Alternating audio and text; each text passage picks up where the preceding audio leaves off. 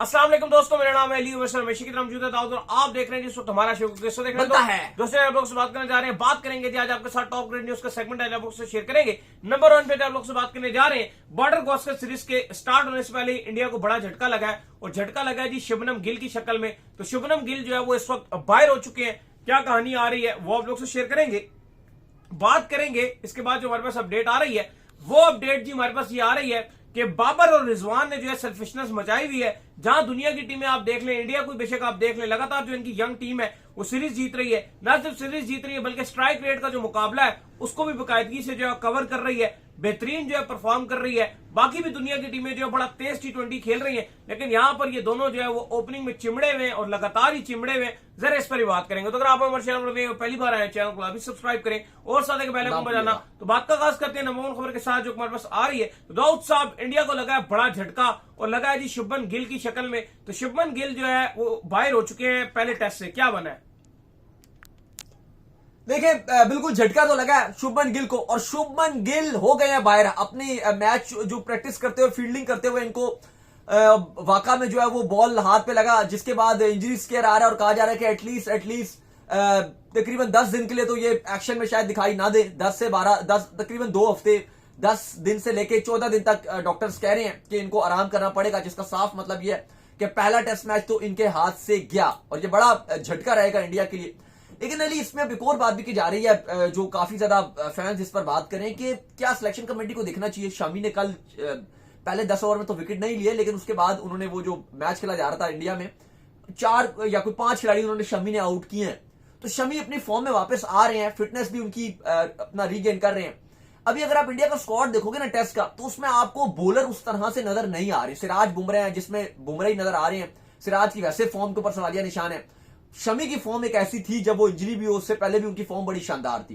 तो ऑस्ट्रेलिया भी हमने देखा कि पाकिस्तान ने जब अच्छी जेन्युइन पेस दिखाई तो ऑस्ट्रेलिया ने स्ट्रगल किया। ऐसा ही है। तो ऐसा बताया जा रहा है कि क्या इंडिया को स्टैंड लेना चाहिए और दोबारा से शमी को नजरसानी करनी चाहिए कि शमी को बाहर किया, उनको दोबारा से डाल दे। और कुछ सोर्स से बता रही है कि सिलेक्शन कमेटी शायद शुभमन गिल के इंजर्ड होने के बाद अब यह भी सोच रहा है कि अगर उनकी रिप्लेसमेंट अनाउंस करनी है तो उससे पहले शायद शमी को भी स्क्वाड में डाल दिया जाए। फिलहाल वो अपनी वो रणजी ट्रॉफी में जो है वो डाल रहे हैं कि वहां जाकर उनका जो मोमेंटम चेक हो सके। मोमेंटम तो आया है, कैसे बॉलिंग, बड़ी अच्छी बॉलिंग की। 4-5 खिलाड़ी आउट किया, पता नहीं 5 उन्होंने आउट किया, क्योंकि उनको जो है वो घोड़े का मसला था वो जरा चेक करना चाह रहे हैं। पहले 10 ओवर में शमी ने कोई विकेट नहीं लिया, लेकिन अगले दोबारा कम बैक किया तो हीरोइक कम बैक किया, बैक टू बैक उन्होंने विकेट से उड़ा के रख दिया रणजी में। तो आप ये देख लो कि अगर वो जब वहां पे जाएंगे ऑस्ट्रेलिया में तो वहां की कंडीशन सपोर्ट करती है। अली साहब, क्या चल रहा है भाई पाकिस्तान में? तो फैंस बहुत ही गुस्सा दिखाई दे रहे हैं बाबर रिजवान के ऊपर और फैंस ये कह रहे हैं कि भाई आपने हर चीज तब्दील कर दी, आपने अपनी पूरी T20 टीम को पूरा ही तब्दील कर दिया। मोहम्मद आमिर को ड्रॉप कर दिया, शायद वो रिटायरमेंट भी अनाउंस कर दें। इमाद वसीम भी ऑलरेडी अब उनको रिटायर्ड ही कंसीडर किया जाता है। शदाब बेचारे टीम से ड्रॉप हो चुके हैं। फखर जमान टीम में नजर नहीं आ रहे। साइम मुजीब को आपने ड्रॉप कर दिया T20 टीम से।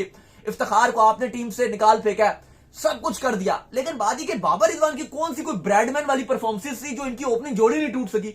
और आज सही मायनों में रिजवान नहीं, जो कप्तान है आपके, उन्होंने ही मैच हराया है। जो 26 गेंदें खेल गए, 12 रन बनाया था, एक चौका फिर भी चलो लग गया, उससे 16 रन हो गया था और ना 12 ही रन बनाया हुआ था। और जिस चौका मारा उसी की अगली बॉल पे आउट हो गए। अदरवाइज उनका शुक्र अगली बॉल पे आउट हो गया, वरना 8-10 बॉलें उस चौके की वजह से, उस चौके की अब खुशी में वो 10-12 बॉलें और खेल जानी थी उन्होंने। क्योंकि जब वो 2 या 1 रन बनाते हैं फिर 4-5 बॉलें डॉट्स खेलते हैं, ऐसा लग रहा था मानो टेस्ट मैच चल रहा हो। लेकिन सवाल जो पाकिस्तान के सोशल मीडिया में और हर जगह मेन स्ट्रीम में चल रहा है वो ये चल रहा है कि 24 घंटे भी नहीं हुए थे, रात को मैच था इंडिया साउथ अफ्रीका का और 1 बजे दोपहर को शुरू हो गया पाकिस्तान और ऑस्ट्रेलिया का मैच। उस मैच में अहमद शहजाद कहते हैं कि मुझे ऐसा लग रहा है कि मैंने हाइलाइट्स लगा दियो मैच की। वो कहते हैं कि मैच चल रहा है या फिर हाइलाइट्स किसी ने लगा दियो। वो कहते हैं क्या जो है वो खेली है बैटिंग संजू ने किया है, क्या वर्मा ने छक्के मारे हैं, क्या शर्मा ने मारे हैं 4। वो कहते हैं कि इन्होंने कमाल कर दिया। लेकिन अली अब बात यह कि जिस इंटेंसिटी के साथ वो बैटिंग कर रहे थे, तीनों ने बैटिंग की, अभिषेक शर्मा, तिलक वर्मा और संजू सैमसन, उन्होंने जिस इंटेंट से बैटिंग दिखाई है उन्होंने ये, और रिप्लेस किसको कर रहे हैं? नंबर 3 पे विराट कोहली आते थे, ओपनिंग रोहित शर्मा करते थे। तो वो कहते हैं जी, अहमद शहजाद भी कह रहे थे कि संजू सैमसन ने सही मायनों में जो रियल रिप्लेसमेंट है वो रोहित शर्मा की वो वही है। 5 इनिंग में से 2 डके और 3 सेंचुरियां, ऐसा ही है। तिलक वर्मा की 2 बैक टू बैक सेंचुरीज हैं, यानी कि जिन प्लेयर्स को रिप्लेस कर रहे हैं उनसे भी बेहतर खेल रहे हैं। तो भाई जब आप देख रहे हो, एक एग्जांपल है आपके पास इंडिया साउथ अफ्रीका में और इंडियन टीम की, कि जब उन्होंने यंगस्टर्स को चांस दिया उन्होंने डिलीवर किया। तो हमारे यहाँ ये क्यों, हमारे यहाँ भी यही हुआ कि जब यंगस्टर्स को चांस दिया उन्होंने डिलीवर किया। तो ये क्यों T20 टीम नहीं छोड़ रही? आपके यहाँ पर जो ट्रेंड है वो डिफरेंट चल रहा है। आपके यहाँ जो ऊपर से आपके सीनियर डिफेंसिव करना शुरू करते हैं, नीचे वाला को बेचारों को डिफेंसिव कर देते हैं।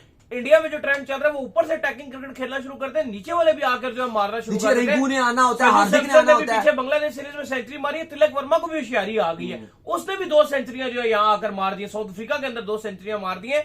तो हमारी जो टीम है वो इस वक्त मुकम्मल तौर पर डिफेंसिव पन का शिकार है, सेल्फिशनेस का शिकार है। उनको लगता है रिजवान को कि शायद अगर मैंने या बाबर ने किसी एक को भी जो मैंने आगे पीछे कर दिया तो हमारा जो कैरियर ही खत्म हो जाएगा। भाई आपका कैरियर खत्म हो ना हो, पाकिस्तान की T20 टीम खत्म हो जाएगी। सुपर 8 में आप जो यूएसए में क्वालिफाई नहीं कर सके थे, वहां भी आपसे जो दोनों ने कितने रन किए थे, कितना कुछ उखाड़ा था इन दोनों ने। देखो कुछ भी नहीं किया था, और उस वर्ल्ड कप में नहीं, पिछले 4-5 कोई भी इवेंट हो, एशिया कप हो या आईसीसी इवेंट हो, आप बताओ इनकी क्या परफॉर्मेंस। भाई आप सुस्त हो, सीधी बात है। नहीं, इसमें अब कोई बुराई नहीं है एडमिट करने में कि ये T20 प्लेयर नहीं है। आप जबरदस्ती, वो एक मिसाल सुनिए आपने, कौवा चला हंस की चाल, अपने भी भूल गया। आप मुझे बताओ, अगर बाबर और रिजवान को आप किस कैटेगरी में रखोगे? क्या आप बटलर की कैटेगरी में या ये जो मैकगर का इस कैटेगरी में रखोगे? नहीं, आप इनको रखते हो जी जॉय रूट, स्टीवन स्मिथ, चलो उनसे क्वालिटी में बेशक लो, लेकिन आप रखते हो तो उसी कैटेगरी में हो ना, कि अंदाज वैसे ये खेलने वाला, गेम को लेकर चलने वाला एंकरिंग का role, Smith, Joe Root, Steven Smith, Virat Kohli. आप ये बताओ कि अगर आप इनको इनसे ही कंपैरिजन करते थकते नहीं हो ना, तो आप मुझे बताओ कि ये जो 4 हैं, क्या ये चारों में से कोई एक भी T20 क्रिकेट खेलता है? अब नहीं खेलता। विराट कोहली ने रिटायरमेंट का ऐलान कर दिया, स्मिथ को भी ड्रॉप कर दिया, विलियमसन को भी ड्रॉप कर दिया गया, रूट को भी T20 से ड्रॉप कर दिया गया, कोई एक भी नहीं होता। लेकिन ये दोनों 0 परफॉर्मेंसेस के बावजूद चिमड़े में T20 टीम के साथ और खेलते हैं। चलो रिजवान कप्तान है, वो एक खेल भी ले। अब बाबर में क्या एक दोनों नहीं समझ आते? और जो रियल एग्रेसिव ओपनर है उनको आप सेलेक्ट भी नहीं करते, क्योंकि देखो अब आप देखो दुनियाई क्रिकेट कहां पे जा रही है। जबरदस्ती के ओपनर है। नहीं, आप देखो खींच के बल्ला खींच के ओपनिंग करने वाले लोग। कल आप देखो 23 छक्के मारे थे T20 में, 23 छक्के। किसने? इंडिया ने 23 छक्के। कल के मैच में 23 छक्के थे। आज आपने 9 ओवर्स में एक भी चौका नहीं मारा, छक्का नहीं, एक भी चौका नहीं मारा।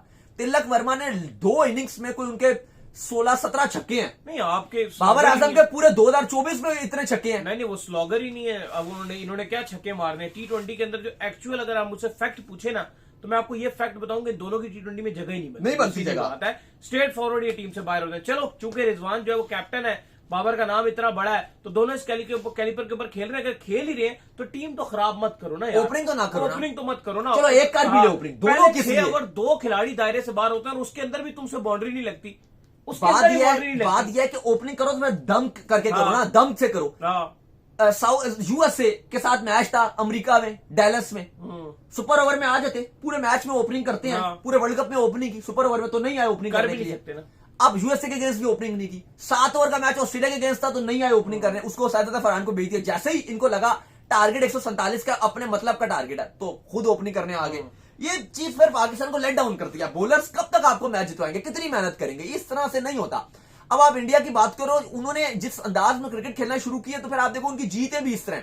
2024 में अगर आप इंडिया की बात करते हो, जो उन्होंने अटैकिंग और मॉडर्न डे क्रिकेट खेलना शुरू किया, अली साहब 26 T20 मैचेस में सिर्फ 2 हारे हैं, 24 जीते मिली है, 26 में से 24 जीते। किसी और ने खास नहीं किया, ये वाइट टीम बनने वाले हैं, ये सब करने वाले। अगर आगे लगातार इस तरह करते चले गए। अगर आप इस ईयर इनको देखो तो अफगानिस्तान को उन्होंने 3-0 हराया, T20 वर्ल्ड कप में 8-0 जीते, जिम्बाब्वे के अगेंस्ट 4-1 से जीते जिसमें यंग टीम भेजी थी, फिर श्रीलंका को 3-0 हराया, फिर बांग्लादेश को 3-0 हराया, और अब साउथ अफ्रीका को उनके घर में जाके 1-3 से हराया। बाय द वे, इस जो साउथ अफ्रीका की जो सीरीज थी, इससे साउथ अफ्रीकन क्रिकेट बोर्ड को बहुत फायदा हुआ है। तकरीबन जो पाकिस्तानी रुपीस है उसमें तकरीबन 140 करोड़ या 150 करोड़ के अराउंड सिर्फ 4 T20 से साउथ अफ्रीका ने आई है इतनी बड़ी। सिर्फ 4 T20 थे जो लगातार बैक टू बैक करवाए गए। इस पर साउथ अफ्रीकन को जो मीडिया राइट्स की मद में जो बचत हुई है वो 150 करोड़ के प्रॉफिट हुआ। 150 करोड़ का साउथ अफ्रीका को प्रॉफिट हुआ है। सिर्फ ये जो 4 T20 खेले गए हैं, तो लगभग एक हफ्ते के अंदर अंदर पूरी सीरीज खत्म हुई है। अली, अब बात यह है कि आज पाकिस्तान 2-0 से हार गया। दुख इस बात का नहीं है कि पाकिस्तान हार गया, दुख इस बात है कि पाकिस्तान ये मैच जीता हुआ था। ऐसा ही है। 3 ओवर में उन्होंने आपके अगेंस्ट 48 मारा था, और अगले 3 ओवर में आपने उनके 3 खिलाड़ी आउट किए थे, लगभग 12 रन दिया था। इवन 6-7 कैचेस पाकिस्तान ने छोड़े, फिर भी पाकिस्तान ने 147 पर उनको रोक दिया था, और पाकिस्तान इस मैच में जीत के करीब आ गया था। बॉलर्स ने अपना पूरा काम कर दिया था। सुफियान मुकीब जो डेब्यू कर रहा था उसने कमाल बॉलिंग की, जो आपके हारिस रऊफ थे वो एज यूजुअल गेम फेर दिया, बादशाह अफरीदी क्या शानदार किस्म की उसने बॉलिंग की, आपको पूरा मैच बना के दे दिया था। लेकिन आपके बैट्समैनों ने इतनी डरपोकियत के साथ पहले 9 ओवर में एक भी बाउंड्री नहीं मारी, आप कैसे मैच जीत सकते हो? यही बात है।